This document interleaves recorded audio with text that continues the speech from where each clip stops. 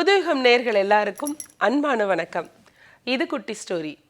இன்னைக்கு நம்ம ஸ்டோரியில ரொம்ப ரொம்ப எல்லாருக்கும் பிடிச்ச, எல்லா வயசுக்காரங்களும் எப்போதும் பார்த்தாலும் குதூகலமா பார்த்து ரசிக்கிற வானவில்லை பற்றி தான் தெரிஞ்சுக்க போகிறோம். இது என்ன வானவில், அதில் என்ன விஷயம் இருக்குன்னு யோசிக்கலாம். இந்த கதை இந்தியாவினுடைய காஷ்மீர தேசத்தில் நாடோடிகளால் பல ஆண்டுகளாக சொல்லப்பட்ட ஒரு கதை. இந்த கதையில் வர்ற இந்த சம்பவம் ரொம்ப சுவாரஸ்யமாக, அதே நேரத்தில் கொஞ்சம் வினோதமாகவும் இருக்கும். இப்போ கதைக்குள்ளே போகலாமா? ஆரம்ப காலத்தில் வானத்தில் வர்ற அந்த வானவில் நிலா மாதிரியே வட்டமாகவே இருந்தது. வட்டமாக இருந்தது மட்டும் இல்லை, அந்த வானவில்லுக்கு வாசனையும் உண்டு. அதில் வரக்கூடிய ஒவ்வொரு நேரத்திலிருந்தும் ஒவ்வொரு விதமான வாசனைகள் பூமிக்கு வந்துட்டே இருந்துச்சாம். இதை பார்க்குறவங்களுக்குலாம் அவ்வளோ ஆச்சரியமாக இருந்தது. அதோட இன்னொரு பெரிய ஆச்சரியம் என்னென்னா, நம்ம பூமியில் நிறைய பூக்கள் வகைகள் இருக்கு இல்லையா? இந்த பூக்கள் வகைகளில் வாசனை உள்ள பூக்களும் உண்டு, வாசனை இல்லாத பூக்களும் உண்டு. வாசனை உள்ள பூக்கள் தான் நமக்கு ரொம்ப பிடிக்கும். வாசனை இல்லாத பூக்கள் பார்க்க அழகாக இருக்கும், ரசிக்கலாம் அந்த நிறத்தை, அவ்வளோதானே. ஆனால் அந்த தொடக்க காலத்தில் பூமியில் எந்த பூவுக்குமே வாசனையே கிடையாது. வானவில்ல மட்டும்தான் வாசனை இருந்துச்சு. இந்த பூக்களுக்கெல்லாம் இந்த வானவில்லை பார்த்தா ஒரு பொறாமையாகவே இருந்ததா. இது என்ன, நீ மட்டும் உயரத்தில் இருக்க, கலர் கலராக இருக்க, அது மட்டும் இல்லை அப்படியே வாசனையாக அப்படியே மணக்கிற, நாங்கள்லாம் இங்கே பூமியில் தரையில் மண்ணில் அழுக்கில் இருக்கிறோம், நாங்கள் அங்கங்கே தனித்தனியாக இருக்கோம், போகிற வர்றவன் திடீர்னு எங்களை மிதிச்சுட்டு வேற போயிடுறா, எங்களுக்கு ஒரு வாசனை கூட இருக்க மாட்டேங்குது அப்படின்னு இந்த பூக்களுக்கு வானவில் மேலே ஒரு பொறாமையாகவே இருந்தது. இந்த பூக்களை தோட்டத்தில் வச்சு வளர்க்குற ஒருத்தர், அவரோட வீட்டு குட்டி பையன். இந்த பையனுக்கு இந்த வானத்தில் இருக்கிற வானவில்லையும் பார்க்குறான், இந்த பூக்களையும் பார்க்குறான்.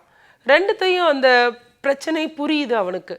இவனுக்கு அந்த பூக்களை இவன் தானே வளர்க்குறான். இந்த பூக்களை அவன் தண்ணி ஊற்றி, அவனும் அப்பாவோட சேர்ந்து நின்று பராமரித்து, அந்த தோட்டத்துக்கு உரம்லாம் போட்டு, களையெல்லாம் இல்லாமல் அந்த குப்பைகள் எல்லாம் அகற்றி எல்லாம் சுத்தம் பண்ணி அழகாக இவனும் கூட மாட அப்பாவுக்கு வேலை செய்கிறான் இல்லையா?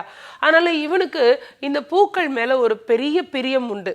வானவில் மேலே இருக்குது, இருந்தாலும் கூட அது நம்மளோடது இல்லைல்ல, அது பாட்டுக்கு வேலை இருக்குது அப்படின்னு இவனுக்கு ஒரு நினப்பு. ஒரு நாள் யோசித்தான், இந்த வானவில்லிருந்து மட்டும் வாசனை வருது, இங்கே வளர்க்குற பூக்களுக்கு வாசனையே இல்லை. பூக்களுக்கு வாசனை இருந்துச்சுன்னா நம்ம தினம் எடுத்து அதை மோர்ந்து பார்த்துக்கலாம் இல்லை, ரொம்ப ஜாலியாக இருக்கும் அப்படின்னு யோசித்தவன் ஒரு பெரிய மலை உச்சிக்கு போனான்.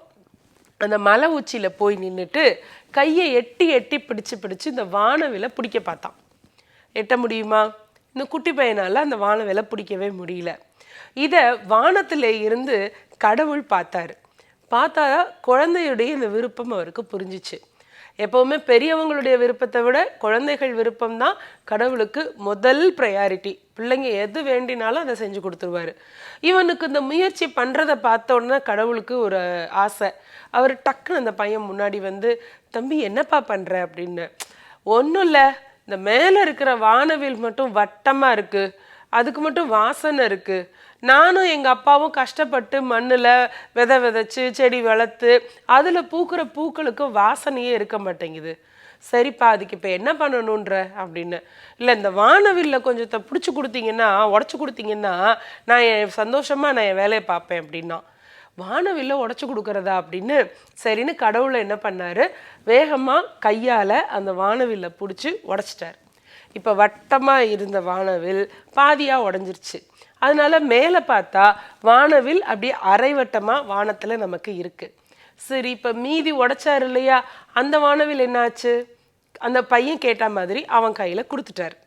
இப்போ அந்த பையன் வானவில்லை எடுத்துக்கிட்டு கீழே வர்றான்.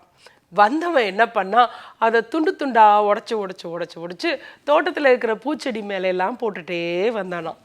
இப்போ பார்த்தா வானவில் மேலே அரைவட்டமாக இருக்குது, கீழே மீதி வானவில் வாசனையோடு இருக்கு இல்லையா, அதை கொண்டு இப்படி கீழே போட்டதில் வானவில்ல இருந்த வாசனையும் வண்ணமயமான அந்த வண்ணங்களும் பூக்கள் மேலே ஒட்டிச்சான். இப்போ பூக்கள் எல்லாம் வாசனை மிகுந்ததாக ஆயிடுச்சு. வானவில்லுக்கு இப்போ கோபம் வந்துருச்சு. நான் பாட்டுக்கு மேலே இருந்தேன், என்னையை பிடிச்சி கொடுத்து கொண்டு போய் அந்த பையன்கிட்ட ஒடிச்சு கொடுத்துட்டு இப்போ அவன் அதை எடுத்து இன்னும் துண்டு துண்டாக்கி எல்லா பூ மேலேயும் போட்டுட்ருக்கான். இதில் எனக்கு இருந்த வாசனையை வேற அதுக்கு கொடுத்துட்டான். இனிமே நான் வாசனையாக இருக்க மாட்டேன் அப்படின்னு வானவில் முடிவு பண்ணிடுச்சு கோவத்தில். அதனால தான் முன்னாடி காலத்தில் எப்போவுமே நிலா மாதிரி வட்டமாக நிரந்தரமாக நம்ம கண்ணுக்கு தெரிஞ்சுக்கிட்டு இருந்த வானவில் இப்போது எப்போவாவது ஒரு தடவை கோவத்தில் இருக்கு இல்லையா வானவில், அதனால அந்த வானவில் எப்போவாவது ஒரு தடவை தான் நம்ம கண்ணுக்கு படுது. அந்த வானவிலுடைய நிறத்தையும் மனத்தையும் எடுத்துக்கிட்ட பூக்கள் இந்த பூமியில் நிறைய பூத்து குலுங்கி நமக்கு சந்தோஷத்தை தருது. காஷ்மீரத்தில் சொல்லப்படக்கூடிய இந்த வேடிக்கையான கதை நமக்கு ஒரு விஷயத்த சொல்லுது. குழந்தைகள் கள்ளம் கபடமற்றவர்கள். அவங்களுடைய மனசில் ஏற்படக்கூடிய ஆசை, எண்ணம், வேண்டுதல்கள் கடவுளுக்கு ரொம்ப பிரியமானவை. எதை கேட்டாலும் கடவுள் கொடுக்குறாரு. சிந்திக்கலாமே. நன்றி.